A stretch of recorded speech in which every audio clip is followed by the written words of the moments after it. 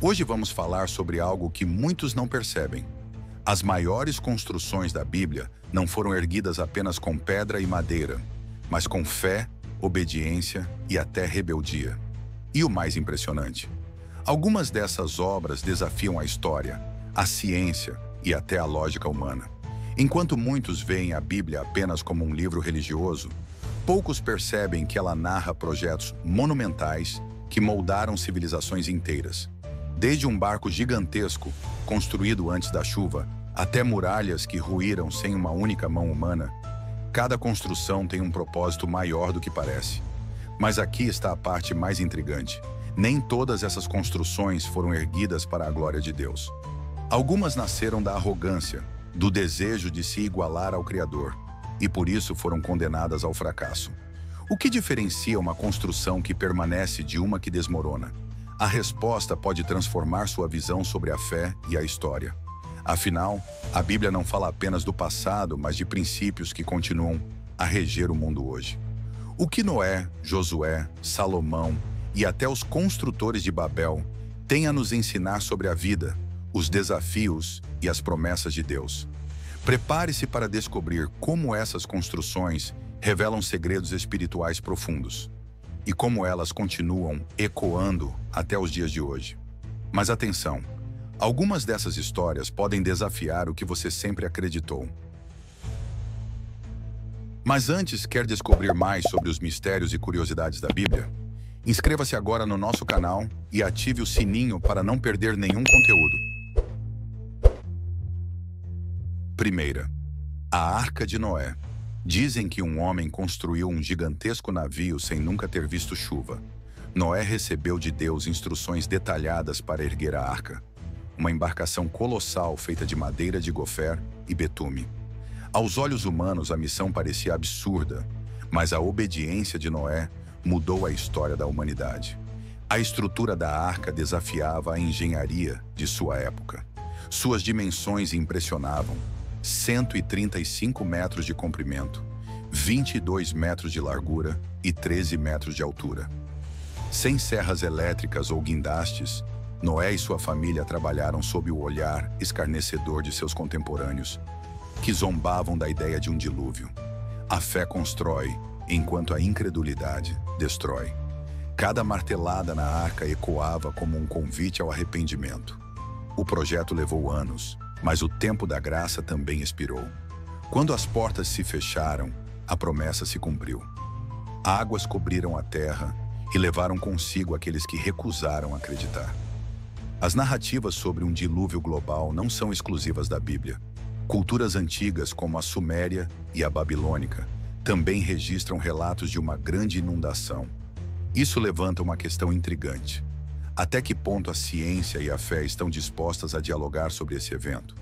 Pesquisadores ainda buscam evidências da arca no Monte Ararat, onde, segundo a tradição, a embarcação repousou após o recuo das águas.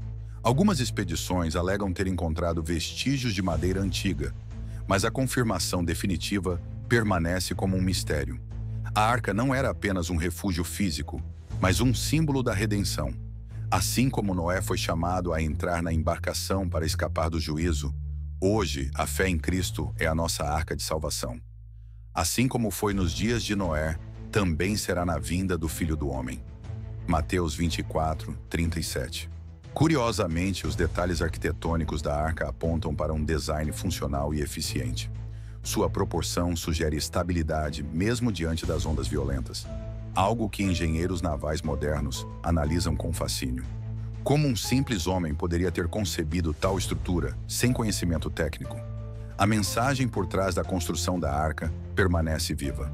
Deus sempre oferece um escape antes do juízo. Noé foi zombado, ridicularizado e desacreditado, mas permaneceu firme. Sua história nos desafia a confiar no que Deus diz, mesmo quando o mundo inteiro duvida. E assim, a arca se tornou o primeiro grande monumento da fé, um testemunho flutuante de que a obediência traz proteção. Mas Noé não foi o único a ver algo grandioso ruir e algo novo surgir. Há uma outra estrutura, cujas paredes desmoronaram sem que uma única mão humana as tocasse. Segunda, As muralhas de Jericó. Diante da imponente cidade de Jericó, Israel parecia pequeno e impotente. As muralhas da cidade eram gigantescas, projetadas para resistir a qualquer ataque. Humanamente falando, a conquista era impossível. Mas Deus não age conforme a lógica humana. Ele ordenou que marchassem em silêncio por 6 dias e, no 7º, erguessem um clamor e tocassem as trombetas. O que pode parecer ilógico para os homens é estratégico para Deus. Enquanto os exércitos costumam usar espadas, Israel foi chamado a usar a fé. A cada volta ao redor da cidade, o povo aprendia que a vitória não estava na força, mas na obediência. Como derrubar muralhas sem armas? Com confiança na palavra de Deus. As muralhas de Jericó não eram simples barreiras. Eram fortalezas duplas com até 9 metros de altura. Eram a segurança dos habitantes e o terror dos inimigos. Mas o que é impenetrável para os homens não é obstáculo para Deus. Um sopro divino pode desmoronar estruturas que pareciam eternas. O segredo da vitória não estava na marcha, mas na submissão à estratégia divina. No 7º dia, ao som das trombetas e do grito de guerra, as muralhas caíram instantaneamente. Não foi uma explosão, um terremoto ou uma coincidência. Foi um milagre, um testemunho vivo de que Deus cumpre suas promessas. Arqueólogos que estudam as ruínas de Jericó se deparam com um mistério intrigante. Há evidências de um colapso repentino, com as paredes caindo para fora, algo incomum em cercos militares. Nenhum ataque tradicional explicaria isso, mas a Bíblia já havia registrado o que aconteceu séculos antes dos estudiosos questionarem. A vitória sobre Jericó não foi apenas militar, mas espiritual. O povo aprendeu que muralhas não caem pela força do braço humano, mas pela intervenção divina. Não importa quão altos sejam os obstáculos, quando Deus decreta a queda, nada pode resistir. Porém, nem todos dentro de Jericó pereceram. Raabe, uma mulher improvável, encontrou salvação ao confiar no Deus de Israel. Seu fio vermelho pendurado na janela se tornou um sinal de livramento, assim como o sangue do cordeiro protegeu as casas no Egito. A queda de Jericó marcou o início da conquista da terra prometida. Foi o primeiro desafio, mas não o último. O que parecia impossível tornou-se um testemunho eterno do poder de Deus. Mas havia outra construção, não feita de pedra, que representava algo muito maior e mais duradouro. Terceira, o Templo de Salomão. Quando Salomão iniciou a construção do templo, sabia que não estava apenas erguendo um edifício, mas um santuário para a presença de Deus. Diferente das tendas usadas no deserto, este templo seria fixo, um lugar onde o povo adoraria e buscaria a orientação divina. A grandiosidade do templo refletia a glória de Deus. Construído com pedras talhadas e madeira de cedro do Líbano, era completamente revestido de ouro. O brilho do metal precioso iluminava seu interior, simbolizando a santidade e a realeza do Senhor. Cada detalhe tinha um propósito. O Santo dos Santos abrigava a Arca da Aliança, um local tão sagrado que apenas o sumo sacerdote podia entrar, e apenas uma vez por ano. Esse espaço representava a separação entre Deus e os homens, um mistério que só seria plenamente revelado séculos depois.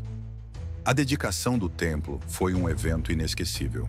Quando Salomão terminou sua oração, fogo desceu do céu e consumiu o sacrifício no altar. A glória do Senhor encheu o lugar de tal forma que nem os sacerdotes conseguiram permanecer de pé. Mas Deus não estava preso a um edifício. Ele advertiu Salomão: se o povo se afastasse, o templo seria destruído. E assim aconteceu. O local que um dia brilhou com ouro foi reduzido a cinzas por Nabucodonosor, provando que a obediência é mais valiosa do que qualquer construção humana. O templo não era apenas uma edificação, mas um símbolo da aliança entre Deus e Israel. Enquanto o povo obedecia, havia bênção e prosperidade. Mas quando se corrompiam, o lugar de adoração se tornava apenas um edifício vazio. O relacionamento sempre foi mais importante do que as pedras. Séculos depois, Jesus entraria no templo e expulsaria os cambistas, mostrando que a casa de Deus não era um mercado. Ele declarou algo chocante: Destruam este templo e eu o reconstruirei em 3 dias. João 2:20 e 19. Falava de si mesmo, o verdadeiro templo de Deus entre os homens. Com a morte e ressurreição de Cristo, a necessidade de um templo físico chegou ao fim. Agora cada crente se torna morada do Espírito Santo. A glória que antes enchia o templo, agora habita dentro daqueles que creem. O templo de Salomão foi magnífico, mas não eterno. Suas ruínas contam a história de um Deus que sempre esteve mais interessado em corações do que em construções. Mas essa não foi a única obra monumental que tentou se aproximar do divino. Quarta, a Torre de Babel. A humanidade já tentou alcançar o céu sem Deus. Após o dilúvio, os descendentes de Noé decidiram construir uma torre tão alta que tocaria os céus. Não era apenas um projeto arquitetônico, mas uma tentativa de se tornarem autossuficientes, ignorando a soberania divina. A torre simbolizava orgulho e rebelião. Em vez de se espalharem pela terra como Deus ordenou, quiseram se unir para fazer seu próprio nome grande. Não buscavam uma conexão com Deus, mas uma exaltação própria. O homem queria ser como Deus, ecoando o erro de Adão e Eva no Éden. Feita de tijolos queimados e betume, a construção representava o avanço tecnológico da época. Mas o verdadeiro problema não era o progresso, e sim a motivação por trás dele. Deus não se opõe à criatividade humana, mas condena a soberba que ignora sua vontade. A resposta divina foi sutil, porém devastadora. Deus não destruiu a torre com fogo ou enxofre, apenas confundiu as línguas. De repente, os trabalhadores não conseguiam mais se entender. A comunicação, que era sua maior força, se tornou sua fraqueza, forçando a dispersão da humanidade. Curiosamente, zigurates, templos em forma de pirâmide com degraus, foram descobertos na Mesopotâmia, e muitos estudiosos acreditam que a Torre de Babel tenha sido um deles. Esses templos eram dedicados a divindades, reforçando a ideia de que o projeto bíblico tinha um propósito espiritual, além de arquitetônico. A Torre de Babel ensina que Deus frustra os planos que nascem da vaidade. O homem pode construir impérios, mas se estiverem fundamentados no orgulho, desmoronarão. Babel não foi apenas uma cidade interrompida, foi o marco da divisão entre os povos e a multiplicação das línguas. Milhares de anos depois, Deus reverteu a confusão de Babel de uma maneira surpreendente. No Pentecostes, os discípulos falaram em línguas diversas, mas dessa vez para unir e não para dispersar. O que antes era confusão tornou-se um instrumento de evangelismo. Hoje, as torres da soberba ainda se erguem em corações que tentam viver sem Deus. Babel continua a ser construída nas mentes dos que acreditam que podem alcançar o céu sem redenção. Mas toda estrutura sem fundamento divino está destinada a ruir. A Torre de Babel caiu, mas sua lição permanece. Todo império humano tem prazo de validade.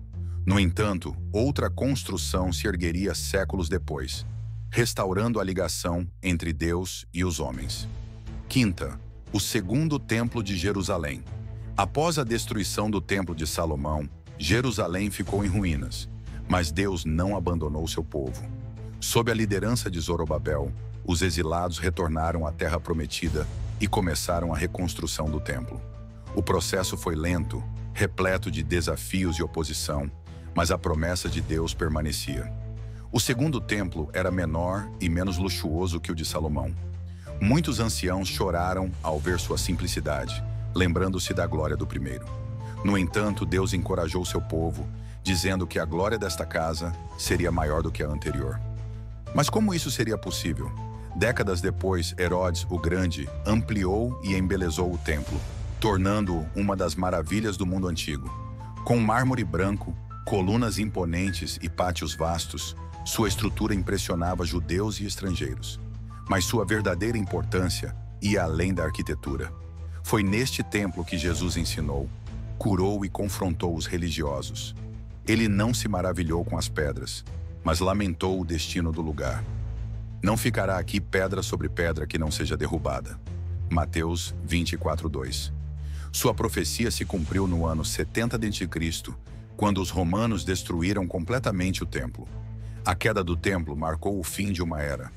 O sistema sacrificial cessou, Os sacerdotes se dispersaram e a identidade religiosa de Israel mudou para sempre.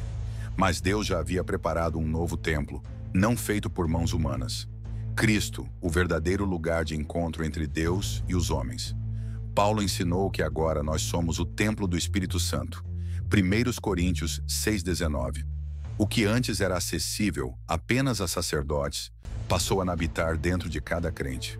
A presença de Deus não estava mais confinada a um edifício, mas vivia dentro do coração dos que o seguem.